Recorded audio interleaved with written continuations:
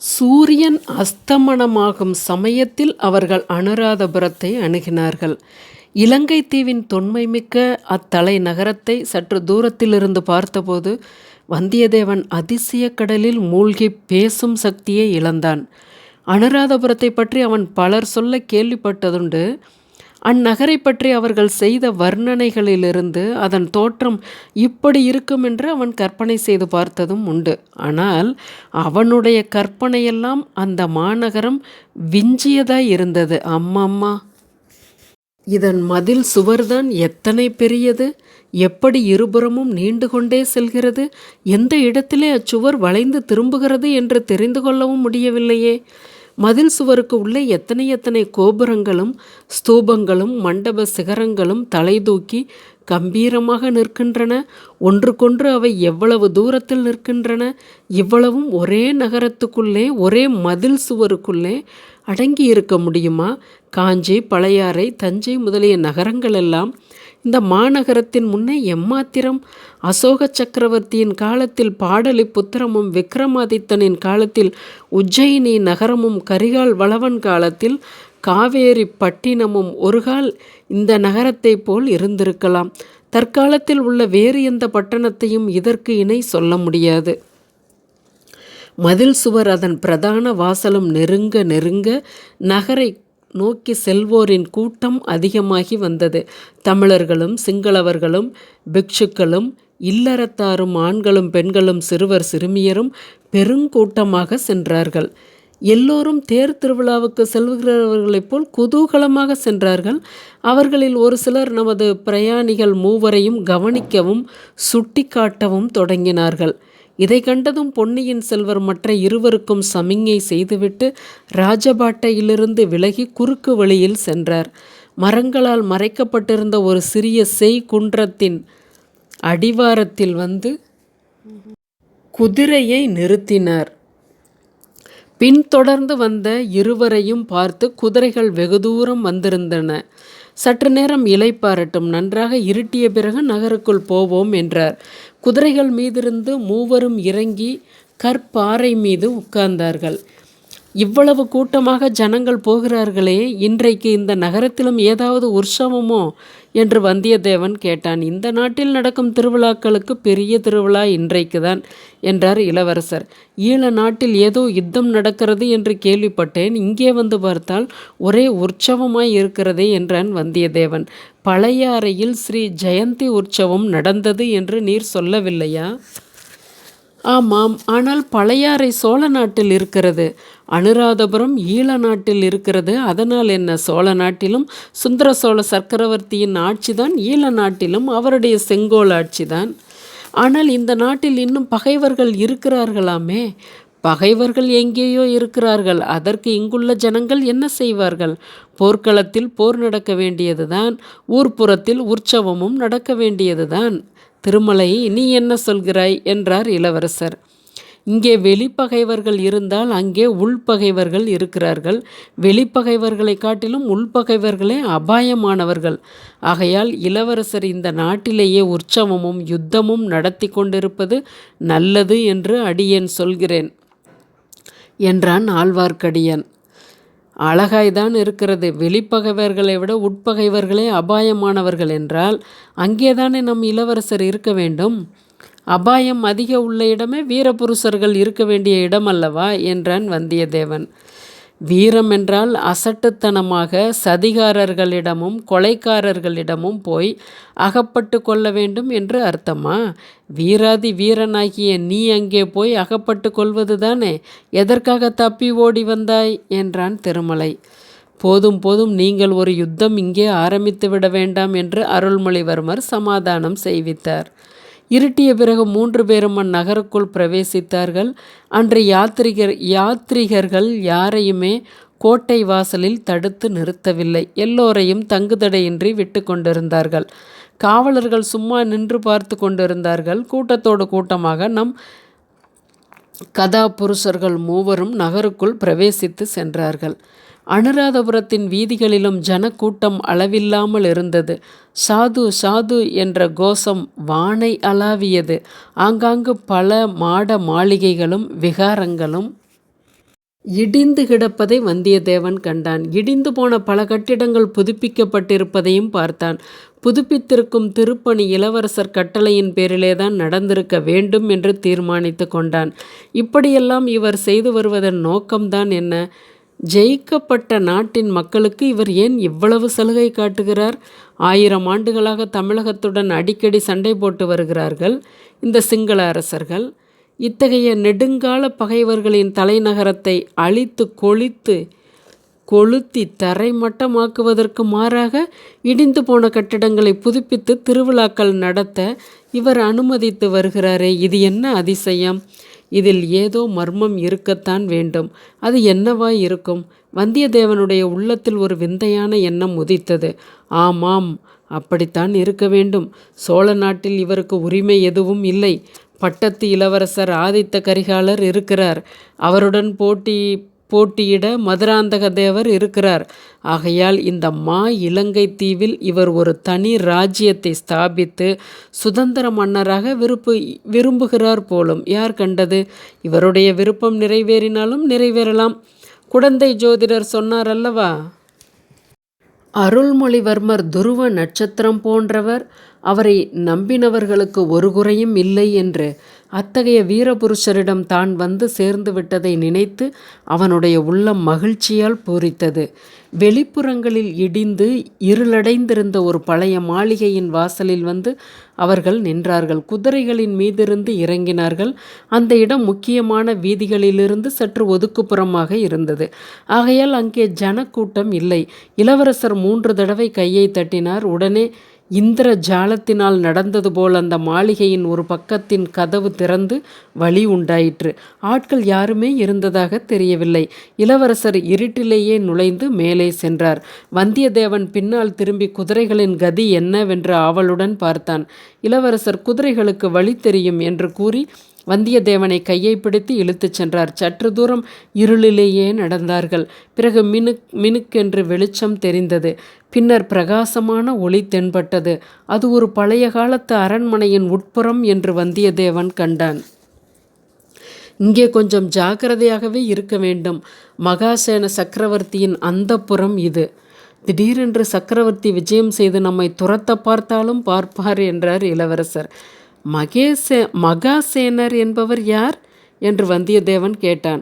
மகாசேனர் 600 ஆண்டுகளுக்கு முன்னால் இந்த ராஜ்யத்தை ஆண்ட சக்கரவர்த்தி. அவர் பொது ஜனங்களுக்கு பல நன்மைகளை செய்தார். ஆகையால் அவருடைய ஆவி இந்த நகரத்தில் இன்னமும் உலாவிக் கொண்டிருப்பதாக ஜனங்கள் நினைக்கிறார்கள். அவருடைய ஆவியானது துணியில்லாமல் குளிரில் கஷ்டப்பட போகிறதே என்று மரக்கிளைகளில் துணிகளை கட்டி தொங்க விடுகிறார்கள். அந்த அரண்மனையிலும் அவருக்கு பிறகு யாரும் வசிப்பதில்லை. வெறுமனேதான் விட்டு வைத்திருக்கிறார்கள் என்றார் இளவரசர். இளவரசருக்கும் அவருடன் வந்தவர்களுக்கும் பணிவிடை செய்ய அங்கு ஏவலாளர் இருந்தார்கள். குளித்து உணவருந்திய பிறகு மூவரும் அந்த அரண்மனையின் உச்சி மாடத்துக்கு சென்றார்கள். அவர்கள் இருந்த இடத்திலிருந்து சுற்றுப்புறம் எங்கும் பார்க்கலாம். ஆனால் அவர்களை கீழேயுள்ளவர்கள் பார்க்க முடியாது. அப்படிப்பட்ட இடத்தில் போய் அமர்ந்தார்கள். ஐயா, 12 நாளிகைக்கு எங்கேயோ வரும்படி புத்தர் சிலை செய்து சொன்னதாக கூறினீர்களே என்று வந்தியத்தேவன் கேட்டான். இன்னும் நேரம் இருக்கிறது. சந்திரன் இப்போதுதானே உதயமாகி இருக்கிறான். அதோ அந்த தாகபாவின் உச்சிக்கு நேரே சந்திரன் வந்ததும் புறப்பட்டு விடுவோம் என்றார் இளவரசர். அவர் சுட்டிக்காட்டிய இடத்தில் ஒரு பெரிய குன்று போன்று தாகபா ஸ்தூபம் நின்றது. புத்தர் பெருமானுடைய திருமேனியின் துகளை அடியில் வைத்து எழுப்பிய ஸ்தூபங்கள் ஆதலால் அவை தாது கற்பம் என்று அழைக்கப்பட்டன. தாது கற்பம் எனும் பெயர்தான் பின்னர் தாபகா ஆயிற்று. எதற்காக இவ்வளவு பெரிய கட்டடங்களை கட்டினார்கள் என்று வந்தியத்தேவன் கேட்டான். முதலில் புத்தர் எவ்வளவு பெரியவர் என்பதை ஜனங்களுக்கு உணர்த்துவதற்காக இவ்வளவு பெரிய சின்னங்களை நிர்மாணித்தார்கள். பின்னால் வந்த அரசர்களோ தாங்கள் எவ்வளவு பெரியவர் என்பதை காட்டுவதற்காக முன்னால் கட்டியிருந்த ஸ்தூபங்களை காட்டிலும் பெரிதாக கட்டினார்கள் என்றார் இளவரசர். சிறிது நேரத்துக்கெல்லாம் சமுத்திரத்தின் கொந்தளிப்பை போன்ற பேரிரைச்சல் ஒன்று கேட்டது. வந்தியத்தேவன் இரைச்சல் வந்த திக்கை திரும்பி பார்த்தான். தூரத்தில் ஒரு பெரிய சேனா சமுத்திரத்தை போன்ற பெருங்கூட்டம். நீண்டு போயிருந்த ஜனக்கூட்டம் வீதிகளில் முடிவில்லாது வருவது தெரிந்தது. அந்த ஜன சமுத்திரத்தின் நடுவே கரிய பெரிய திமிங்கலங்கள் போல் நூற்றுக்கணக்கில் யானைகள் காணப்பட்டன. கடல் நீரில் பிரதிபலிக்கும் மீன்களைப் போல் ஆயிரம் தீவர்த்திகள் ஒளி வீசின. ஜனங்களோ லட்சக்கணக்கில் இருந்தார்கள். வந்தியத்தேவன், இது என்ன, பகைவர்களின் படையெடுப்பை போலல்லவா இருக்கிறது என்றான். இல்லை, இதுதான் இந்த இலங்கை நாட்டிலேயே மிகப்பெரிய உற்சவமாகிய பெரஹராத் திருவிழா என்றார் இளவரசர். ஊர்வலம் நெருங்கி வர வர வந்தியத்தேவனுடைய வியப்பு அதிகமாகி கொண்டிருந்தது. அந்த மாதிரி காட்சியை அவன் தன் வாழ்நாளில் பார்த்ததில்லை.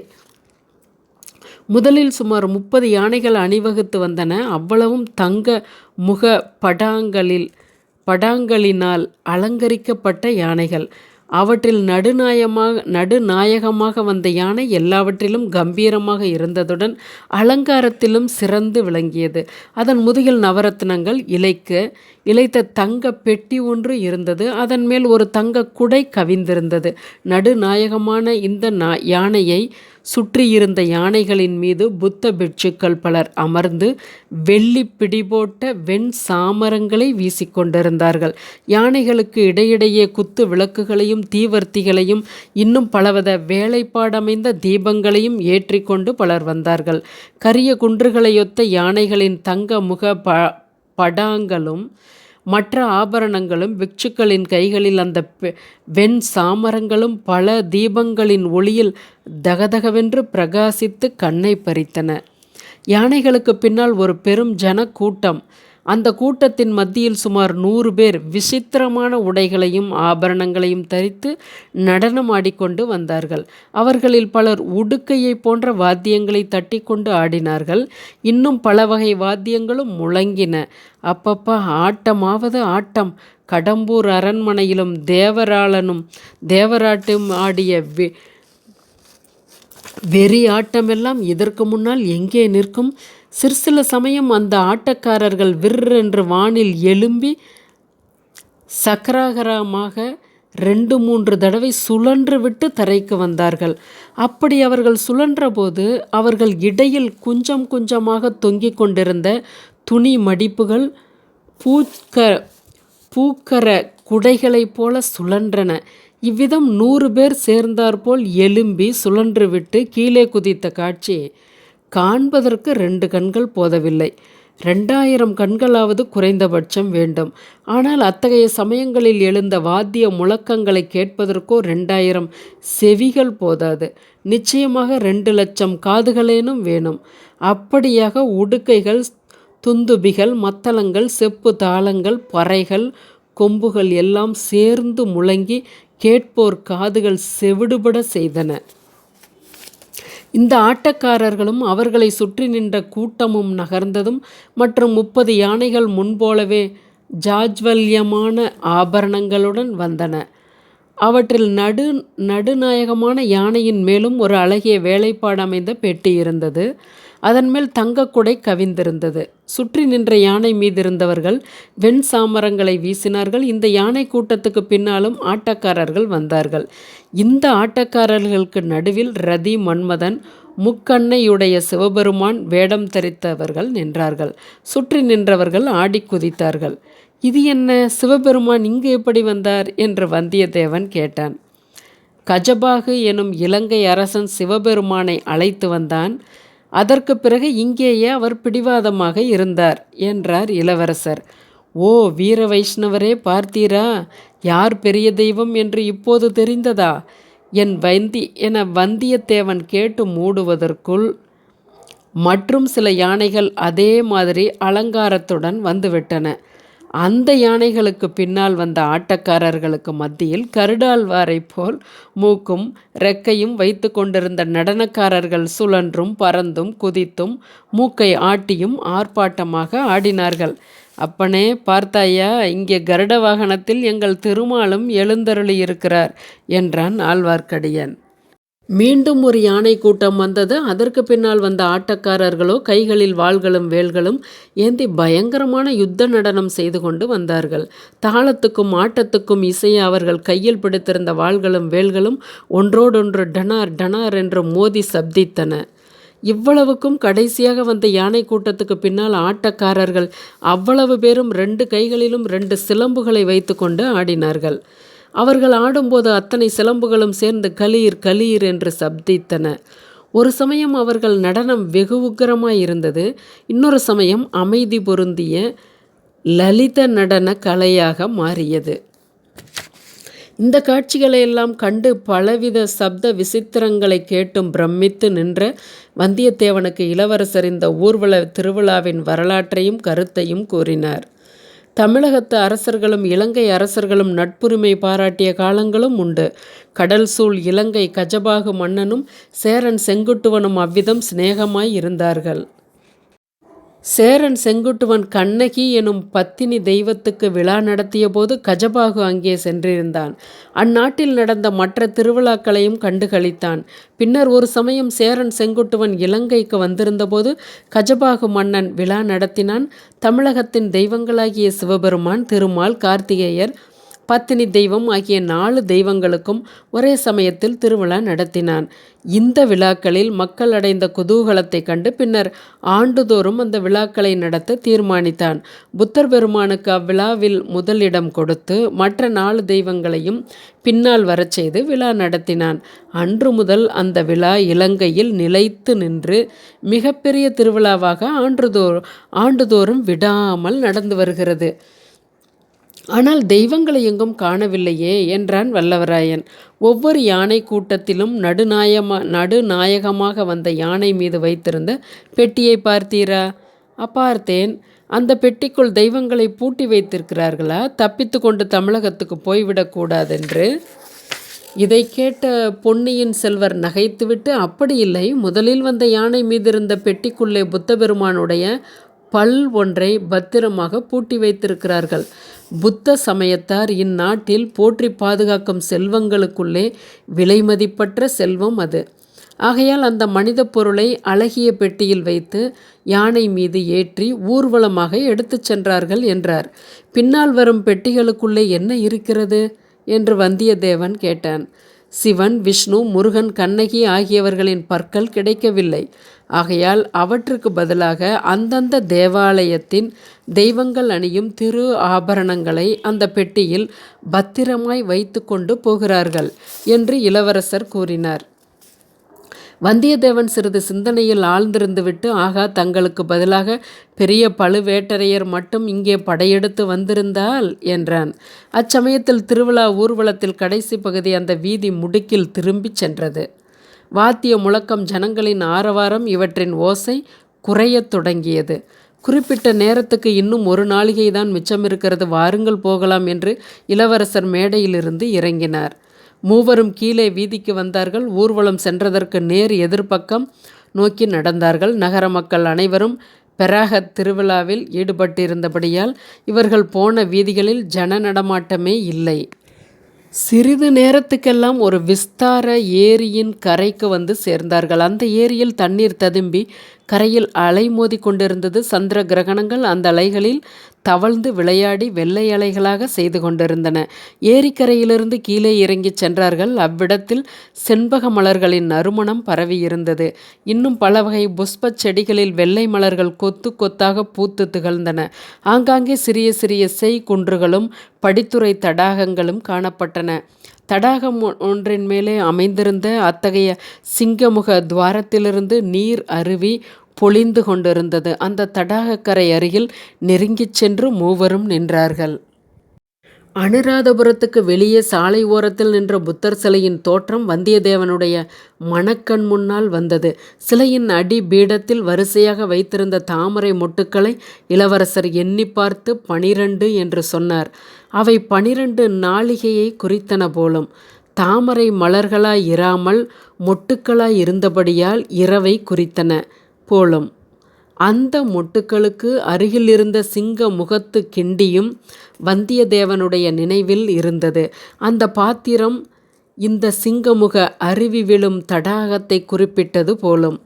இதெல்லாம் சரிதான். ஆனால் இங்கு எதற்காக, யார் இளவரசரை வர செய்திருக்கிறார்கள்? இதில் என்னென்ன அபாயங்கள் நேரிடுமோ என்னமோ தெரியவில்லையே.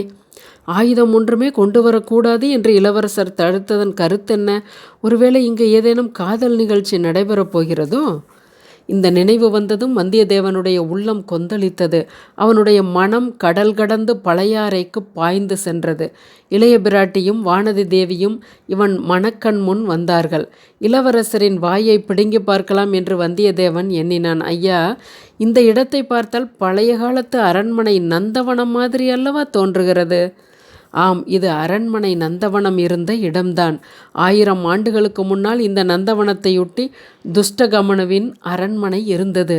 அதோ பார், இன்னமும் அந்த அரண்மனையின் சில பகுதிகள் அழியாமல் இருக்கின்றன என்றார். வந்தியத்தேவன் அங்கே சற்று தூரத்தில் தெரிந்த பழைய அரண்மனை மாடங்களை பார்த்துவிட்டு, அந்த கட்டிடங்கள் அரண்மனை அந்தப்புறமாய் இருந்திருக்கலாம்.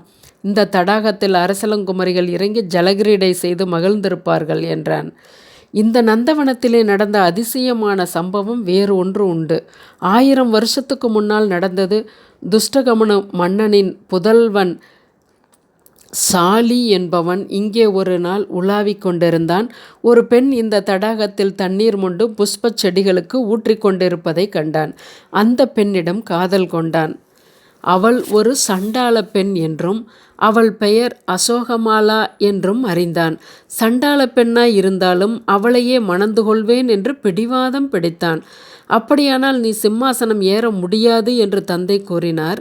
சிம்மாசனம் வேண்டாம், எனக்கு அசோகமாலாதான் வேண்டும் என்று சாலிவாகனன் பிடிவாதமாக கூறிவிட்டான். இந்த உலகத்தில் இன்னொரு ராஜகுமாரனால் இப்படி கூற முடியும் என்று தோன்றுகிறதா?